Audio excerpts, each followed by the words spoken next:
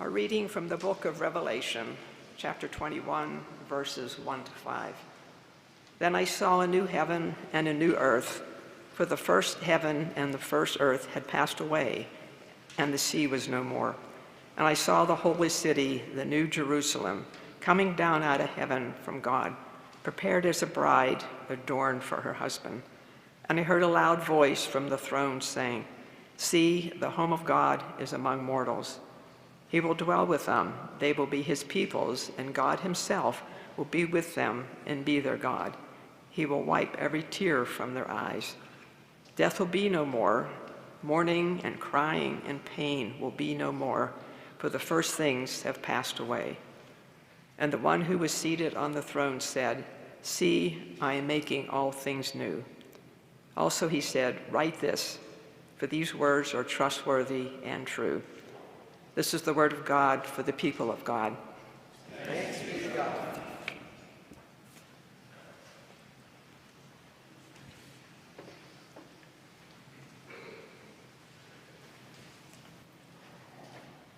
People of God, is your God down to earth? We read in Psalm 104, the psalmist essentially shouts yes. The psalm paints a picture of a world alive with divine presence. The trees, the rivers, the animals, all parts of a living and breathing system sustained by God's spirits. You'll notice that God is not floating in the ether somewhere. God is not detached. God is not out of touch. But God is here, with dirty hands deep in the soil of the ground we journey upon. Is your God down to earth? The book of Revelation says yes. In response to the oppression that the church was encountering from the Roman Empire, at the end of the first century, the author of the book of Revelation, traditionally known as John, envisions God doing something new. The author does not see souls floating up to heaven, but rather sees heaven descending to earth. See, the home of God is among mortals, not above them, but with them. God does not watch from up above, but God moves into the neighborhood and lives among us. According to Professor Anna Bowden from Louisville Presbyterian Theological Seminary, although most translations describe the earth as passing away, the verb John uses here is not the word for death and dying. In fact, it's the word for departure, a verb for going away.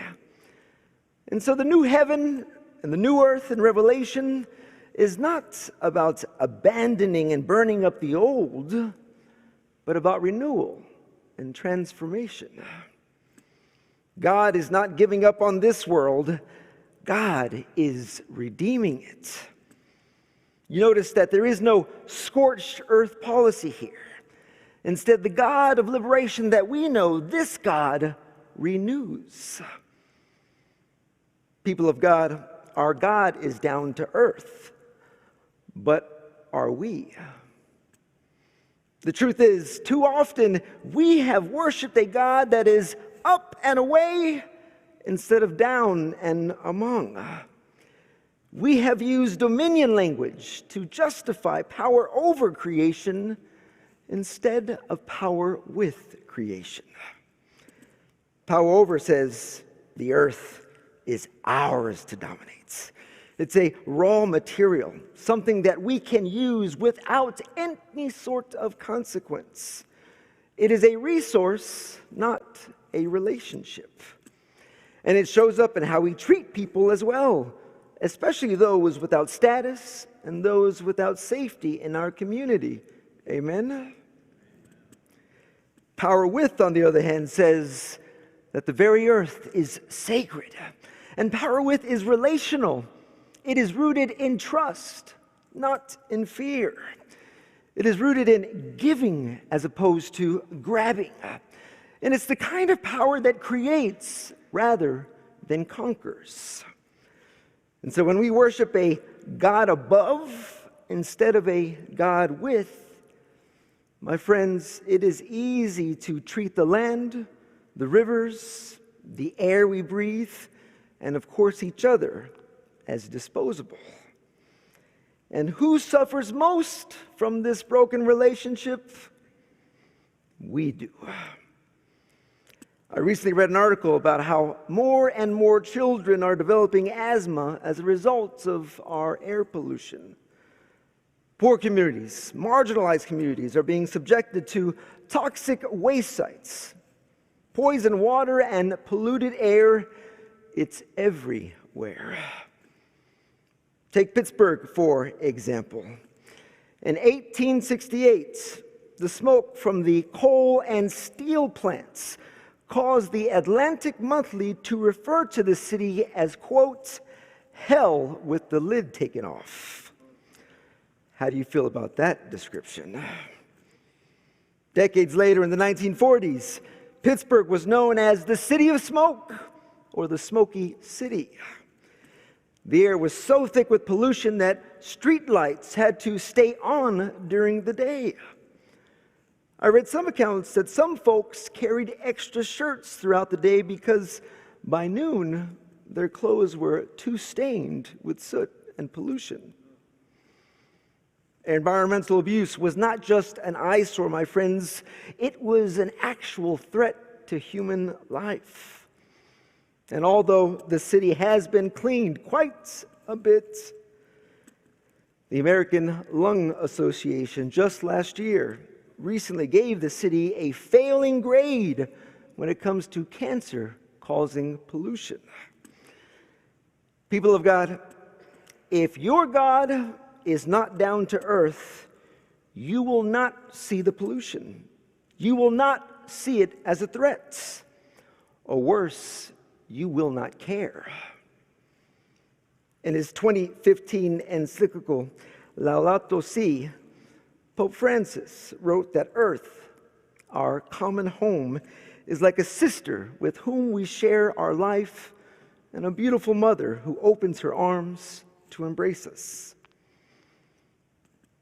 Friends, if our God is truly down to earth, and if the earth is truly our family, then we must care. We must care because Jesus cared. This deeply earthy individual, Jesus was born among animals, our tradition tells us. The incarnation, God made flesh, is God's great yes to the world. Jesus taught with images of vines and shepherds. He knelt in the dirt. He spat into mud. He did it all to heal. He walked dusty roads and fished with friends. He told parables about mustard seeds, wheat and weeds, vineyards and fig trees. And Jesus healed with a simple touch. And he blessed the elements of earth, bread, wine, and water. And then he sent his disciples out not to escape the world, but to heal it, forgive it, and to love it. We read last week in John's Gospel that after the resurrection, Mary Magdalene, Mary of Magdala, mistook Jesus for a gardener. A simple mistake. But it was also a surprising and profound theological truth. You see, in the Middle Ages, there were many medieval images, often depicting Christ as a gardener. This risen Christ with a shovel in hand, hat over brow, sleeves rolled up, and this gardener Jesus tends, the gardener renews, and the gardener is close to the soil, nurturing life. My friends, if we fail to see it, Jesus is down to earth. And yet, let's be honest, embracing a down-to-earth God can still take time for us to grasp. Take, for instance, my own household, my own life. I grew up in the inner city, where the outdoors usually meant a slab of concrete with resilient weeds trying their best to grow through the cracked sidewalk. I grew up in the inner city where wildlife mostly referred to red fire ants, nagging mosquitoes, and Texas-sized flying cockroaches. My friends, I will take a plague of locusts any day over flying cockroaches again. But my mother prepared me for survival with the two essential tools for living in hot and humid Texas: a can of Aquanet hairspray in one hand and a can of Raid in the other. One was there to keep your hair standing tall against that humidity in Texas, and the other was to take down anything with more than 4 legs. And so, my friends, when people talk about frolicking barefoot in a meadow or finding themselves spiritually renewed under a canopy of trees, I say to myself, love that for you. Love that for you. But for me, the outdoors are not my natural habitats. I'm a city boy who has been subjected to unclean city water, which means I am somewhat religious about drinking filtered water that unfortunately comes from disposable plastic water bottles. And over the last few years, as I learned more about microplastics in water making their way into our bodies, my friends, I've made new efforts to utilize reusable water bottles in my life. I'll be honest, it is a struggle. I am a work in progress, and I imagine many of us are the same. But maybe being down to earth is not about getting it perfect. Maybe being down to earth is about being a work in progress. Maybe it is about recognizing that if we want to be in relationship with our God, then we must also prioritize a just relationship with God's creation. The artist Georgia O'Keeffe, I imagine she understood this principle. A few years back, I had the chance to visit the Georgia O'Keeffe Museum in Santa Fe, New Mexico. I learned more about her story. She was formally trained in realism and how to copy scenes from nature, copy scenes from the city. But at one point in her career, she felt constrained by her formal method of training. And she encountered the deserts of New Mexico. Well, the landscape is raw, it's vivid, and it's alive. And she began painting anew, outside the bounds of her formal training. Things like huge giant flowers, sun-bleached bones, and sweeping desert skies. And she said, quote, "When you take a flower in your hand and you really look at it, it's your entire world for the moment."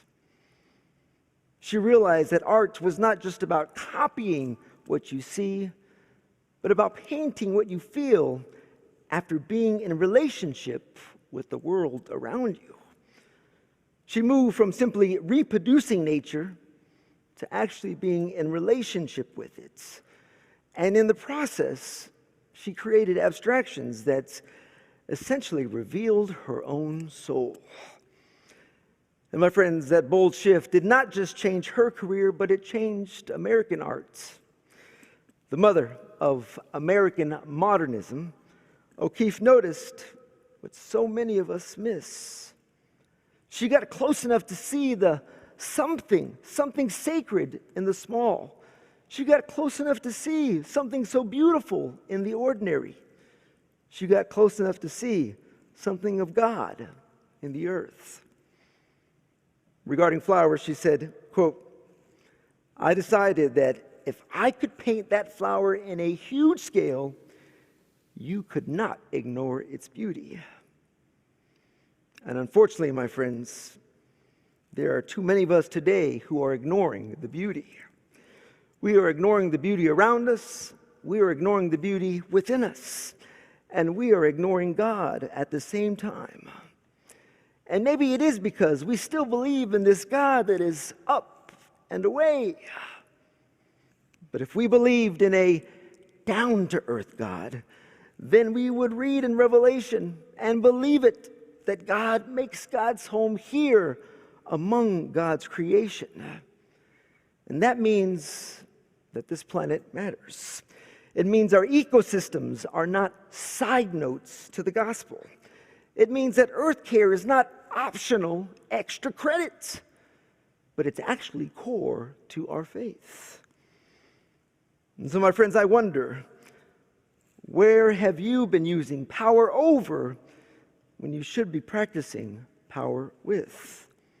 I wonder where you can make room for mutuality instead of mastery. We say we are resurrection people, but if we firmly believe that we can practice resurrection, then we should do it not by escaping this world, rather by loving it freely and tending to it faithfully, the way Jesus, the one we call our gardener and our guide, the way Jesus did. And so, people of God, remember, the earth is not a problem to solve. It's a relationship to restore. And that restoration starts when we recognize who we are living with, a down-to-earth God. It's time that we now become God's down-to-earth people. May it be so.